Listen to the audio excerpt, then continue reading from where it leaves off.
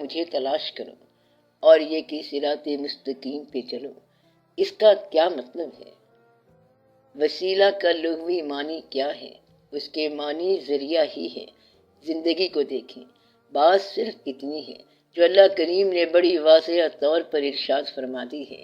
یہ پھر بنیاد پہ بات جاتی ہے کہ انسان کے ساتھ زندگی اور زندگی کی ضروریات اور اس کی مجبوریاں اور اس کی افادیتیں شامل ہیں، اور پھر اس کے بعد اس انسان کے ختم ہونے کا واقعہ ہے۔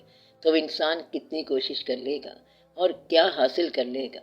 مقصد یہ ہے کہ آج تک ساری کائنات کے جتنے بھی ذی جان اور ذی الارواح اشیاء یا انسان جو بھی ہیں، سارے مل کر اگر اللہ کی طرف چل پڑیں اور چلتے رہیں، تب انہوں نے کیا حاصل کر لینا ہے، کیونکہ یہ بہت لمبے فاصلے ہیں اور دور کا سفر ہے۔ تو اگر انسان کی اللہ سے رابطے کے لیے کوشش ہو یا اس کے لیے سفر ہو، تو وہ کتنا سفر کر لے گا اور کہاں تک پہنچے گا؟ یہ غور کرنے والی بات ہے۔ جب یہ کہا گیا کہ وسیلہ اور راستہ تلاش کرو، تو اللہ تعالیٰ کا راستہ صراط مستقیم کہلاتا ہے۔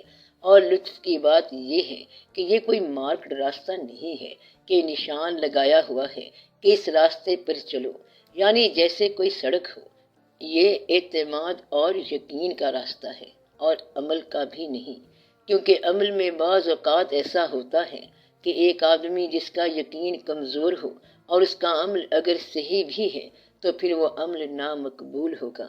ایسا اکثر ہوا کہ ایک آدمی جو باطنی طور پر اسلام کے خلاف ہے مگر مسلمانوں کی صف میں شامل ہے، ان جیسا عمل کرتا ہے، ان جیسی حرکات کرتا ہے اور مسلمانوں جیسی ساری وابستگی رکھتا ہے، مگر نیت کا ویسا نہیں، تو اسی کا نام ہے منافق۔ منافق وہ ہے جو اسلام کے کیمپ میں رہے اور اسلام کو دل سے پسند نہ کرے۔ منافقین اکثر مل جاتے ہیں، گویا کہ ہر عمل بھی وسیلہ نہیں بنتا اور عمل بھی راستہ نہیں بنتا۔ راستہ جو ہے یہ یقین ہے اور وسیلہ بھی یقین ہے۔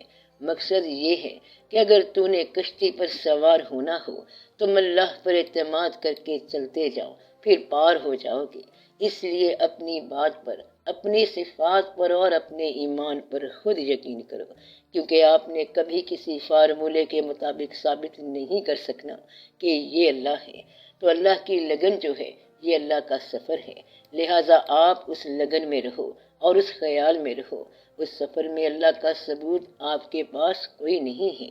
اس طرح اگر آپ اللہ کا سفر کریں گے تو یہ اچیومنٹ ہوگی، یہ بڑا حاصل ہوگا۔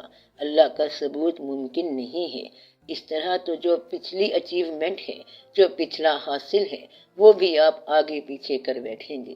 تو مدعا یہ ہے کہ اللہ نے یہ فیصلہ فرما دیا کہ آپ اللہ کے راستے پر چلو، سیدھے راستے پر، اور وہ راستہ ہے ان لوگوں کا جو سمجھتے ہیں کہ ان پر اللہ کا انعام ہے، یعنی کہ رحمتیں ہیں۔ کسی انسان پر اس وقت تک رحمت نہیں ہے جب تک وہ یہ نہ سمجھے کہ مجھ پر رحمت ہے۔ مثلاً آپ اندازہ لگائیں کہ ایک آدمی امیر ہے مگر دنیاوی طور پر اپنے تناظر حالات میں پریشان ہے۔ امیر آدمی ہے لیکن پریشان ہے۔ غریب آدمی اسے کہتا ہے کہ تجھے کیا پریشانی ہے؟ کہتا ہے کہ وہ میرا بیٹا جو ہے وہ میرا کہنا نہیں مانتا، اس لیے میرے واقعات اچھے نہیں ہیں، میرے گھر کے حالات اچھے نہیں ہیں۔ غریب آدمی کہتا ہے یہ تو ہمارے ساتھ ہو رہا ہے، مگر تمہارے پاس تو پیسے ہیں، تم پیسے کے ذریعے اپنے حالات قابو کر لو۔ وہ کہتا ہے کہ امیر لوگوں کے بچے بھی کہنا نہیں مانتے، غریبوں کے بھی کہنا نہیں مانتے، تو پھر دولت نے ہمیں کیا دے دیا؟ سوال یہ ہے کہ وہ جو مسائل غریب کے ساتھ ہیں، واقعاتی طور پر وہی مسائل امیر کے ساتھ ہیں۔ آپ کبھی کسی ڈاکٹر کے پاس جائیں گے تو دیکھیں گے کہ ایک غریب مریض ہے اور اسی بیماری کا مریض ایک امیر آدمی بھی ہے، اور پھر وہ امیر مریض جو ہے وہ علاج کے لیے باہر بھی چلا جائے گا۔ اس کا مطلب ہے کہ دنیا کے اندر جو زندگی ہے اس کے غم کا بوجھ، تکلیف کا بوجھ تقریباً برابر ہے، باقی سارے بوجھ آپ کے اضافی ہیں۔ اب آپ پیسوں کا بوجھ اٹھا لو تو یہ آپ کا ایک الگ بوجھ ہو جائے گا، فالتو بوجھ ہو جائے گا۔ تو سب کے لیے غم برابر ہے، تکلیف کا بوجھ برابر ہے، دین کے حوالے سے بوجھ برابر ہے، اور آگے محاسبہ اور گرفت بھی برابر ہے۔ تو پھر یہاں کی جو نابرابری ہے وہ صرف آپ کا اپنا ہی حسن خیال ہے، باقی نا برابری یہاں ہے ہی کوئی نہیں۔ تو اچھا راستہ ان لوگوں کا راستہ ہے جن پر انعام ہے۔ میں کہنا یہ چاہتا ہوں کہ انعام ماننے والے پر ہوتا ہے، اس پر جو انعام کو مانے۔ آپ نے اکثر دیکھا ہوگا کہ لوگ شکایت کرتے رہتے ہیں، درد ہے، آنکھوں میں درد ہے، تکلیف ہے۔ وہ درد تکلیف تو بیان کرتے جا رہے ہیں، مگر آنکھوں کی جو نعمت ہے، کیا کبھی اس کا شکریہ بھی ادا کیا؟ شکر والا کہتا ہے بہت ساری بینائی چلی گئی ہے، مگر شکر ہے کہ تھوڑا سا چاند تو نظر آتا ہے۔ اب یہ نعمت ہے تو وہ چاند کو دیکھتا ہے، سورج کو دیکھتا ہے، تو یہ کیا ہے؟ نعمت ہے۔ اور دوسرا جو شکر والا نہیں کہتا ہے کہ میں مشکل میں پھنسا ہوا ہوں، میں ذرا دور سے شکل نہیں پہچان سکتا، تو یہ اس کے لیے ایک الجھن ہے، عذاب ہے۔ گویا کہ ماننے والے کے لیے جو نعمت ہے، نہ ماننے والے کے لیے وہی مصیبت ہے۔ تو اللہ تعالیٰ کا انعام کن لوگوں پر ہوا؟ جنہوں نے اللہ کی دی ہوئی زندگی کو اپنے لیے انعام سمجھا۔ تو صراط مستقیم کیا ہے؟ اپنی اس زندگی کو اللہ کی نعمت سمجھ کے قبول کرنا۔ اس کے علاوہ صراط مستقیم کیا ہے؟ اس کے علاوہ صراط مستقیم کوئی نہیں ہے۔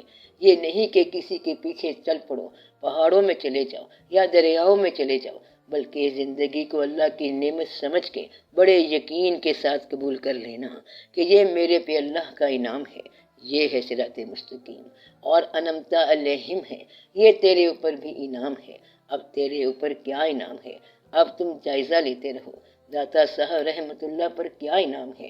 داتا صاحب رحمت اللہ کی اصلی زندگی جو ہے وہ یہ تھی کہ انہوں نے اپنا وطن تو چھوڑ دیا، تو گھر نہیں چھوڑتا، شادی بھی انہوں نے نہ ہی کی، بچہ بھی کوئی نہ ہوا، اور وہ پردیس میں کوئی پیسے تو نہیں لے کے آئی تھی۔ وہاں غریب اور غریب الوطنی دونوں ہی ہیں، بلکہ غریب الدیار بھی ہیں۔ اور پھر یہ مشکلات کے پردیس میں یہ الجھن کے کوئی بات مانی کوئی نہ مانی۔ اللہ تو وہی ان کے اپنے ملک میں بھی اللہ ہے، مگر انہوں نے ایک پیر کو پیر مانا، اور اس پیر نے کیا کام کیا کہ فرمایا تو جا، یہاں غزنی سے نکلتے ہوئے لاہور جا کے ہندوؤں میں تبلیغ کر، گویا کے دشمنوں کے علاقے میں بھیج دیا۔ اب اس کو آپ انعام کہتے ہیں۔ آپ نے یہ داتا صاحب رحمت اللہ دیکھے ہوئے ہیں جن کا سنگ مرمر لگا ہوا ہے، اور وہ داتا صاحب رحمت اللہ جن پر اصلی انعام تھا وہ آپ نے نہیں دیکھے کہ کس مقام سے چل کر کس مقام تک پیدل آئے، گھر بار چھوڑ کر آئے، ماں باپ کو چھوڑ کے آئے، ہر چیز کو چھوڑ کے آئے، ایون وہ پیر جو حکم دینے والا ہے اس کو بھی چھوڑ کے آئے، یعنی جس کے حکم کے نام پر سفر ہو رہا ہے اس کو بھی چھوڑنا پڑا۔ گویا کہ یہ ہے ان پر انعام۔ اور جب انعام ہو رہا تھا اس وقت ان کی زندگی ویسی ہی تھی جس طرح آپ لوگوں کی ہے۔ ان پر جو انعام آج ہو رہا ہے آپ تو اسے دیکھ رہے ہیں، یعنی آپ آستانے کو داتا صاحب رحمت اللہ سمجھ رہے ہیں، مگر وہ تو بڑی مشکلات میں سے گزرے۔ اگر آپ کو یہاں سے پیدل بھیج دیا جائے کہ پشاور تک پیدل جاؤ تو میرا خیال ہے ناممکن ہے پیدل جانا۔ اس زندہ زندگی میں تو مشکل ہے کہ سفر کرنا، اور وہ بھی پیدل۔ اس زمانے کا تو رواج تھا۔ اس طرح خواجہ صاحب رحمت اللہ اور دوسرے بزرگان دین کو دیکھیں۔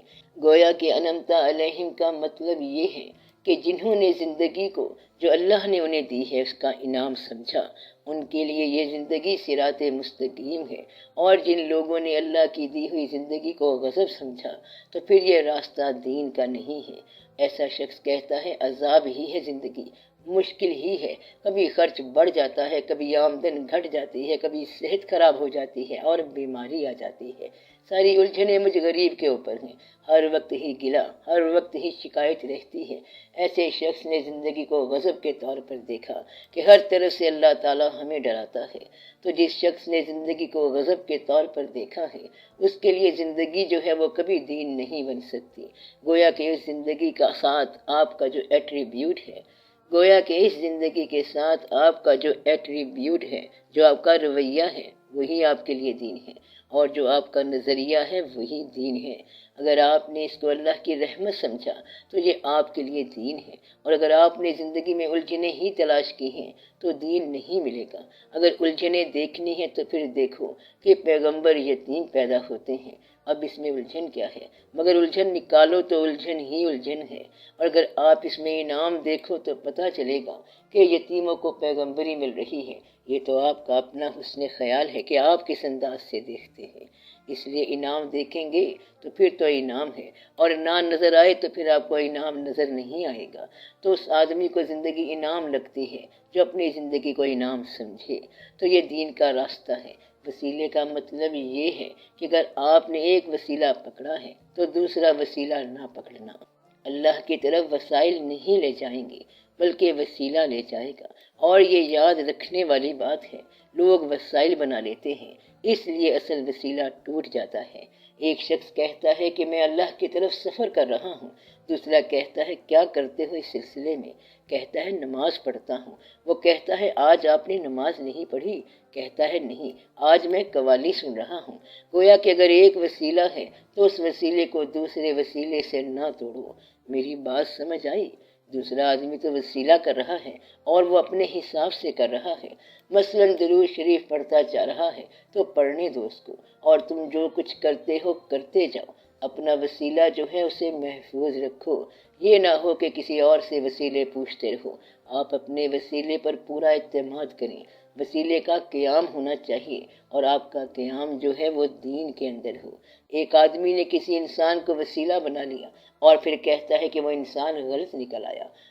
اگر تیری وابستگی اللہ کے لیے ہے تو تیری وابستگی غلط تو نہیں ہو سکتی، اور اگر تیرا عقیدہ، تیرا یقین قائم ہے تو غلط مقام پر بھی تجھے صحیح راستہ مل جائے گا، اور وہ مقام بھی صحیح ہو جائے گا۔ مثلا کبھی آپ یہ دیکھو کہ ماں باپ دین میں اولاد سے کم ہیں، یعنی اولاد دینی مدارس میں پڑھ جائے اور ماں باپ نے نہ پڑھا ہو تو ماں باپ کے پاس دینی علم کم ہوگا، لیکن ماں باپ کا مرتبہ ہمیشہ بڑا ہے اور وہ ہمیشہ اولاد کے لیے دعا کریں گے۔ تو مدعا یہ ہے کہ ماں باپ کا ایک ایسا مقام ہے جن کے پاس دینی علم کم ہونے کے باوجود اولاد کے لیے دینی مرتبہ اور منصب قائم رہتا ہے، ہر چند کہ ان کی اولاد دین میں بہت زیادہ علم رکھتی ہو تو یہ ایک ایسا وسیلہ ہے جو قائم رہتا ہے۔ تو جب آپ کہتے ہو کہ وسیلہ پکڑو تو مطلب یہ ہے کہ آپ اللہ سے کثیر الوسائل رجوع نہ کرو، اللہ کی طرف ایک وسیلہ لے کے آپ چل پڑو۔ کلمہ پڑھ لیا، اسلام آ گیا، اور اب آپ قوت کے ساتھ وسیلہ پکڑو اور اللہ تعالیٰ کی طرف اسی وسیلے کے حوالے سے کوشش کرو، اور پھر آپ کو اس طرح بات دریافت ہو جائے گی۔ بے شمار لوگوں نے بے شمار جگہوں پر دیکھا اور بلی کی مثال دیتے ہیں کہ جس بلی کو جس بل سوراخ سے خوراک ملی ہے وہ اکثر اس سوراخ کے پاس ہی بیٹھتی ہے۔ جس بلی کو دیوار پر اڑتی چڑیاں ملی ہے وہ دیوار پر رہے گی۔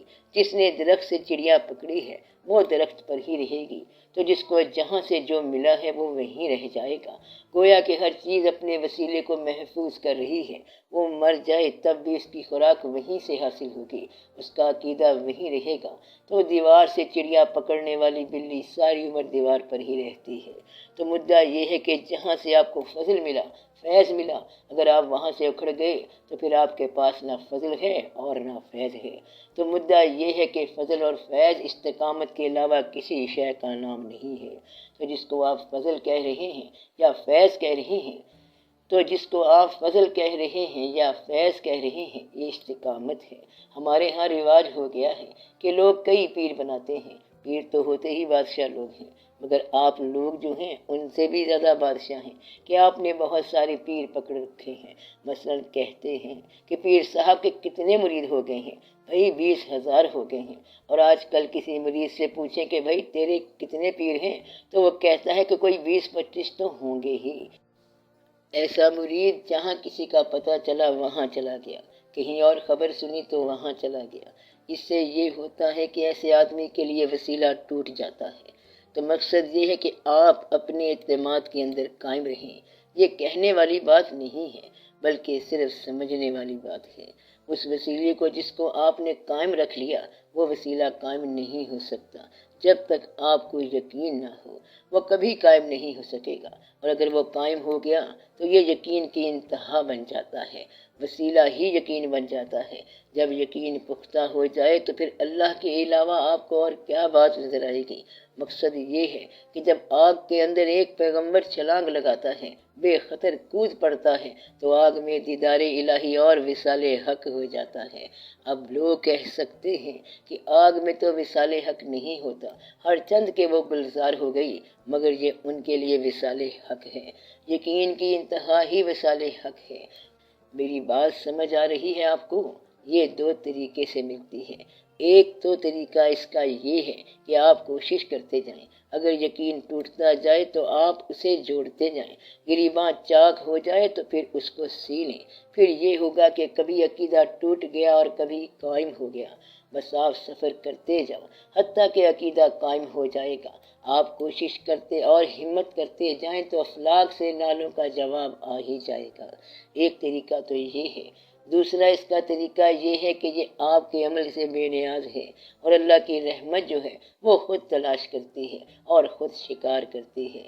آپ اگر حسن انتظار پیدا کرو تو آپ کے لیے حسن انجام آ جائے گا۔ اچھے وقت کا انتظار ہی اچھا وقت ہے، اچھے آدمی کا انتظار ہی اچھی بات ہے، اچھے انجام کا انتظار ہی بذات خود انجام ہے، اور خدا کی رحمت کا انتظار ہی ابتدائی رحمت ہے۔ خدا کی نسبت سے جب آپ رجوع کر رہے ہیں، جب آپ اس کی طرف لگن کر رہے ہیں، تو وہیں سے آپ کا خدا والا سفر شروع ہو جاتا ہے۔ خدا جو ہے وہ روشنی کی طرح آپ کے خیال ہی کے ساتھ ہے کہ سورج کی روشنی جہاں سے آپ نے دیکھنی شروع کی وہیں سے سورج شروع ہے، حالانکہ وہ روشنی ہے اور سورج تو نہیں ہے۔ تو آپ چلتے چلے جائیں، جہاں تک سورج کی روشنی آ رہی ہے یہ آپ کے لیے سورج ہے، کیونکہ آپ کے لیے فرق کرنا بڑا مشکل ہے کہ سورج اور دھوپ میں فرق کیا ہے، کیونکہ ہم سورج کے پاس نہیں جا سکتے، اور یہ ہمیں یقین ہے کہ ہم پاس نہیں جا سکتے، تو اس لیے خدا کے ساتھ وصال حق جو ہے یہ آپ کے بس کی بات نہیں ہے۔ صرف یہ ہو سکتا ہے کہ وصال حقیقت کی حد تک آپ تعلق قائم کر سکتے ہیں۔ اس لیے جب آپ رجوع کر رہے ہیں، اللہ کی طرف رجوع کر رہے ہیں، تو پھر دو طریقے ہوں گے۔ ایک یہ کہ آپ کوشش کر رہے ہیں اور یہ آپ کو انعام ملا ہے۔ دوسرا یہ کہ کوشش کوئی نہیں کی ہے بلکہ اللہ نے خود ہی مہربانی کی ہے۔ لوگ کہہ سکتے ہیں کہ پیغمبر کوئی ایسے عمل کرتے ہوں گے جس سے پیغمبر بن جاتے ہوں گے، مگر ایسا نہیں۔ اللہ نے خود پیغمبر بنائے ہیں، تو اللہ تعالیٰ خود جس کو چاہے اس کو نواز دے۔ محنت کبھی کبھی سرفراز ہو جاتی ہے تو محنت بھی سرفراز ہوتی ہے، مگر کچھ لوگ محنت کے بغیر ہی محنت کا نصیب لاتے ہیں۔ اس لیے آپ دونوں طریقوں پر چلا کرو کہ محنت بھی اچھی ہو اور یقین بھی قائم ہو جائے۔ محنت جو ہے اس پر پورا دار و مدار نہیں ہے، بلکہ یہ نصیب پر دار و مدار ہے۔ مثلا آپ دیکھیں کہ کتنے لوگ ہیں کہ اچانک گھر بیٹھے بیٹھے ان کو مرتبہ مل جاتا ہے، اور پھر بعد میں کوشش کرتے کرتے وہ مرتبہ نہیں ملتا۔ اسی طرح بیٹھے بیٹھے ایک واقعہ ہو جاتا ہے، مثلا ایک آدمی اچانک شعر کہنا شروع ہو جائے، بیٹھے بیٹھے یہ ہو جائے، آپ سیکھتے چلے جائیں مگر شعر نہیں کہہ سکتے۔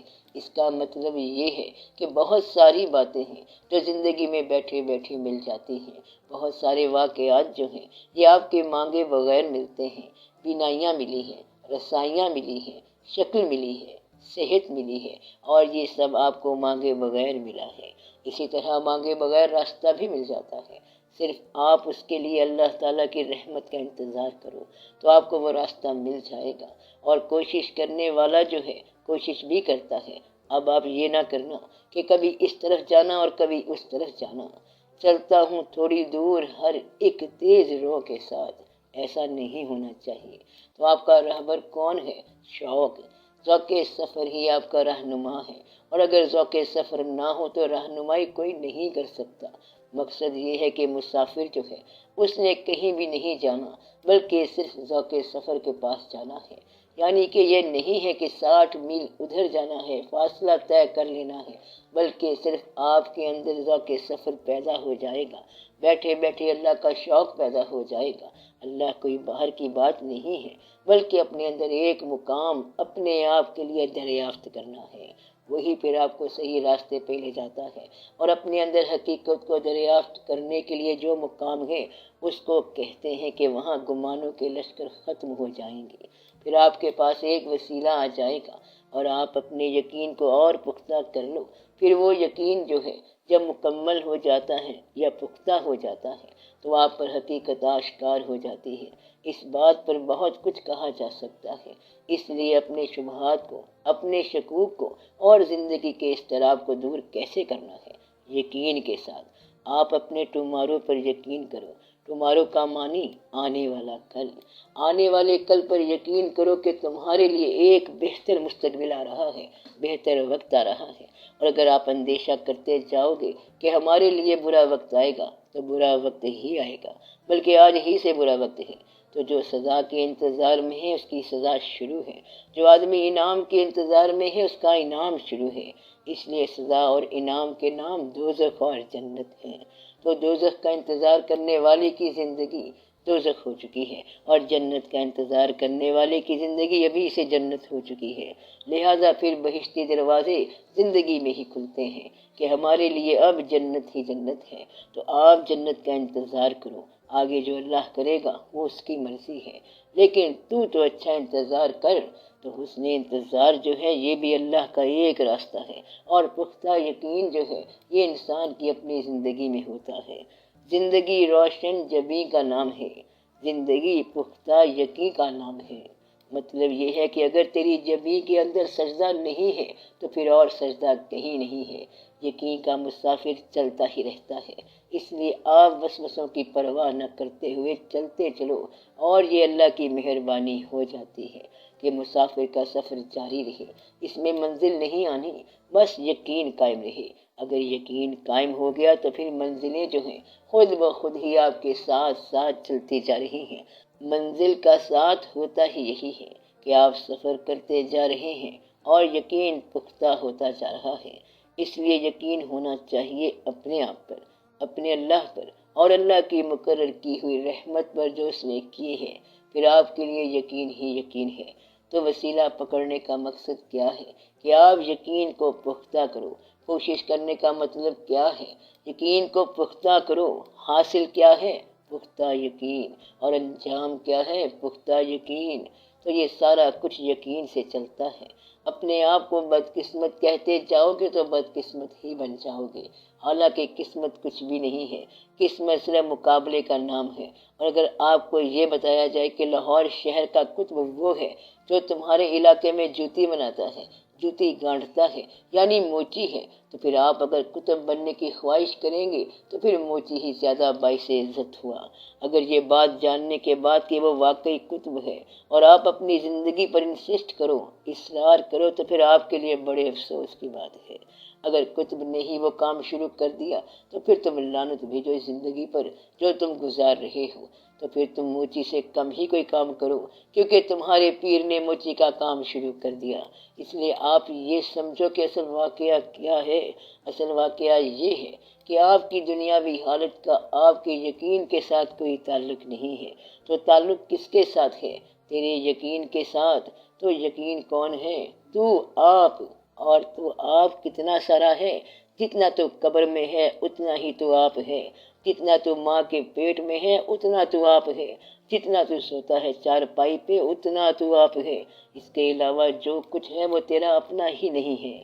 تو آپ بتاؤ کہ آپ اوریجنل کتنے ہو، اصلی کتنے ہو؟ اتنے ہو جتنا آپ کا فائنل مقام ہے، تو اسی کی اصلاح کرنی ہے۔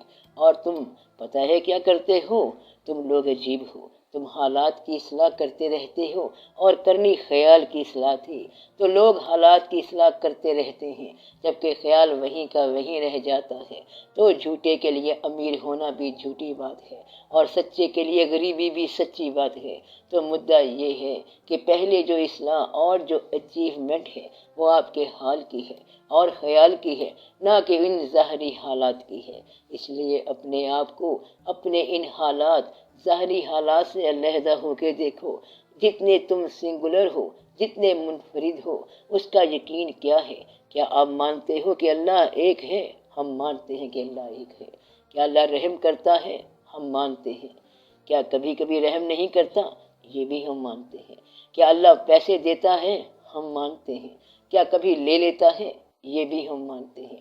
یعنی کہ اگر سکھ دے پھر بھی ہم اس کا سجدہ کرتے ہیں، اور اگر دکھ دے تب بھی سجدہ ہے۔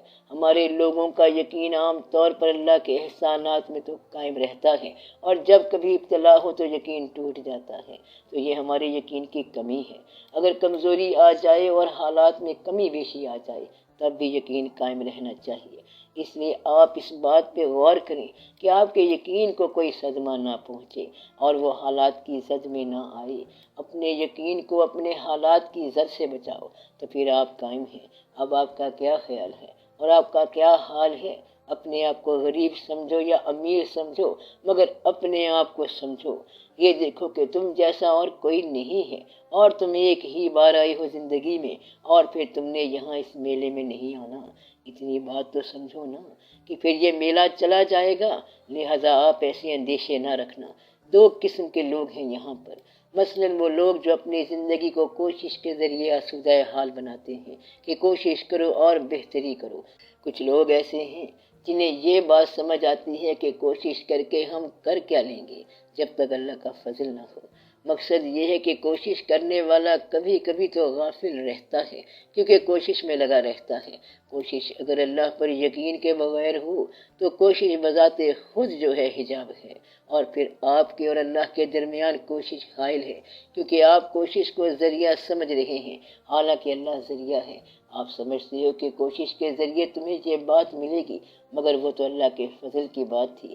اس لیے کوشش کو اگر آپ نے ذریعہ سمجھ لیا تو یہ کوشش جو ہے حجاب بن جائے گی، اور اگر اللہ تعالیٰ فضل کرے تو کوشش آپ کے لیے آسانیاں لے آتی ہے، ورنہ تو کوشش جد و جہد جو ہے اللہ اور بندے کے درمیان مقابلے میں آ جاتی ہے۔ تو اللہ کے راستے میں صرف خوشی ہوتی ہے، کوشش نہیں ہوتی، اور خوشی کے ساتھ مسافر سفر کرتا ہے، اور کوشش کے اندر جہاد جیسے جذبات ہوتے ہیں۔ اس لیے آپ کے لیے اللہ کے فضل کو دریافت کرنے کا آسان طریقہ یہ ہے کہ آپ ہر حال میں راضی رہنا شروع کر دیں اور کہیں کہ اللہ بہتر کرے، اللہ تعالیٰ فضل فرما دے۔ تو اللہ تعالیٰ کسی دور کی شے کا نام نہیں ہے، بلکہ قریب کے احساس کا نام ہے۔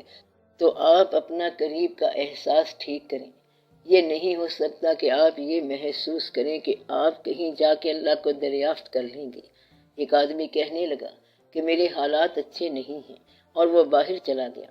جاتے وقت اپنے بزرگ سے ملنے گیا۔ انہوں نے کہا کہ وہاں کے اللہ کو میرا سلام کہہ دینا۔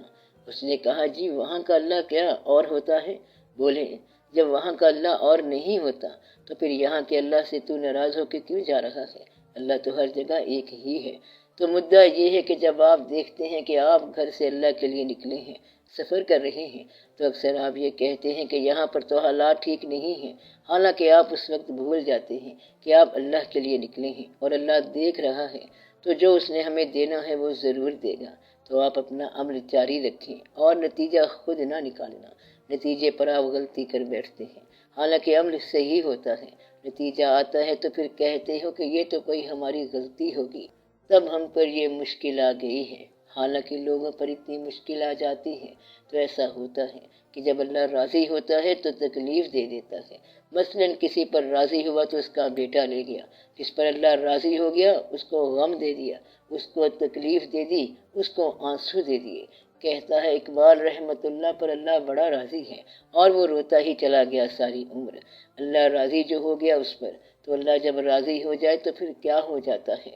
پھر آنسو شروع ہو جاتے ہیں، کیونکہ اللہ راضی ہو گیا، اور ناراض ہو جائے تب بھی آنسو شروع ہو جاتے ہیں۔ اب یہ جو ہے یہ آپ کو سوچنا ہے کہ رضا کے آنسو کون سے ہیں اور ناراضگی کے آنسو کون سے ہیں۔ یہ آپ کے عقیدے کی بات ہے۔ اگر آپ کا عقیدہ یہ ہے کہ ہر حال میں اللہ پر بھروسہ قائم ہے اور آپ جانتے ہیں کہ ہر چیز اللہ کی طرف سے ہے، تو آپ کے لیے یہ رحمت کا باعث ہے۔ دو طرح کے آدمی ہوتے ہیں، ایک تو یہ سمجھتے ہیں کہ یہ میں نے حاصل کر لیا، اور دوسرا کہتا ہے کہ یہ اللہ نے مجھے عطا فرما دیا۔ وہ اسے کہتا ہے تمہیں تو کوشش کے ذریعے حاصل ہوا، اور وہ کہتا ہے کوشش بھی اللہ نے عطا کی اور نتیجے بھی اس نے دیے، اور اس کو انجوائے کرنے کی صلاحیت بھی اسی نے دی، کیونکہ میلہ تو آپ کا ختم ہو جانا ہے۔ موسیٰ علیہ السلام نے اللہ سے بات کی کہ فرعون کے ساتھ کیا کیا جائے۔ اللہ نے کہا اسے ہماری طرف رخصت کر دو۔ انہوں نے پوچھا پھر کیا کروں؟ اللہ نے کہا پھر تم بھی آ جانا۔ تو بات کیا بنی؟ بات یہی ہے کہ دنیا میں یہی کچھ بننا ہے کہ پہلے اس کو بھیج دو پھر خود ہی آ جاؤ۔ اگر آپ سمجھ لو تو پھر رہنا یہاں نہیں ہے کسی نے۔ اس سے پہلے کہ آپ یہاں سے نکلو میں کہتا ہوں کہ خوشگوار ہو کے نکلو۔ اس کا طریقہ یہ ہے کہ سب سے پہلے آپ یہ فیصلہ کر لیں کہ اللہ تعالیٰ آپ پر رحم فرمائے، اور آپ اللہ کو پورے رحم کے ساتھ، اس کی طاقت کے ساتھ مان لیں، اور اپنے یقین کو کمزور نہ کرنا۔ یہ نہ کہنا کہ یہ اللہ نے کیا کر دیا، وہ اللہ نے کیا کر دیا، اس کے ساتھ کیا ہو رہا ہے، میرے ساتھ کیا ہو رہا ہے، میری یہ خواہش نہیں پوری ہوئی، یہ دعا نہیں پوری ہوئی۔ تو یہ طریقہ نہیں ہے، بلکہ یہ کہنا کہ ہم اب چلے ہیں آپ کی طرف، اور اب ہم آپ کی ہر بات مانیں گے۔ پھر ایک مقام آئے گا کہ جب وہ تمہاری بات مانے گا تو آپ پہلے ماننا شروع کر دیں۔ ماننے والا بہت شور نہیں مچاتا۔ آپ کی یہ حالت نہ ہو کہ اگر آپ کو اللہ تعالیٰ کہیں مل جائیں تو یہ نہ کہنا کہ یا اللہ ہمارے دو چار کام ہی کر دیں، تو کام لینے کی بات نہ ہو، بلکہ اس وقت صرف سجدے کی بات ہو، اور یہ کہو کہ ہم آپ کا ہر حال میں کہنا مانتے ہیں۔ عربی کا بہت مشہور شعر ہے، رضینا قسمت جبار فینا، لنا العلم وللجہال مال۔ ہم راضی ہیں اس تقسیم پر جو جبار نے ہم میں کر دی، کہ ہمارے لیے علم ہے اور جاہلوں کے لیے مال ہے۔ تو آپ کا مال جو ہے وہ فنا ہو جائے گا، اور علم جو ہے وہ لازوال رہے گا۔ کچھ لوگ جن کو بظاہر ناکامی ہو رہی ہے، ان کے چراغ دیر پا جلیں گے۔ تو اللہ تعالیٰ کا بڑا عجیب و غریب ہی سلسلہ ہے کہ آپ یقین کے ساتھ اللہ تعالیٰ کی بات مان لیں تو آپ کی ہر بات جو ہے وہ عجیب و غریب انداز سے پوری ہو جاتی ہے۔ آپ جانتے نہیں ہیں کہ وہ کس حد تک مسبب الاسباب ہے۔ تو یہ جو وسیلے کی بات ہو رہی تھی، تو کچھ لوگ دعا کو وسیلہ بناتے ہیں۔ بس آپ دعا مانگتے جانا اور اسے چھوڑنا نہیں۔ وہ مانے یا نہ مانے تو دعا وسیلہ ہے، عبادت وسیلہ ہے، انسان وسیلہ ہے، آپ کا عمل وسیلہ ہے، قرآن پاک وسیلہ ہے۔ کچھ لوگوں کو کچھ سمجھ نہیں آیا، بس اللہ کا سفر ہی کرتے گئے، یہ بھی وسیلہ ہے۔ وہ صرف اللہ کے حکم سے سفر کرتے گئے کہ اللہ کا حکم ہے کہ زمین میں سیر کرو اور دیکھو کہ جھوٹوں کی کیا عاقبت ہوئی، تو یہ بھی وسیلہ ہے۔ تو وسیلے کو قائم رکھو۔ وسیلہ آپ کا یقین پختہ کرتا ہے۔ جب یقین پختہ ہو گیا تو اس کے ساتھ ہی آپ پر اللہ کی رحمت ہو جاتی ہے۔ پختہ یقین ہی اللہ کا بڑا احسان ہے۔ آپ لوگوں کی یقین جو ہیں وہ اکثر دقت میں آ جاتے ہیں، اس لیے اپنے یقین کو کمزور نہ ہونے دینا۔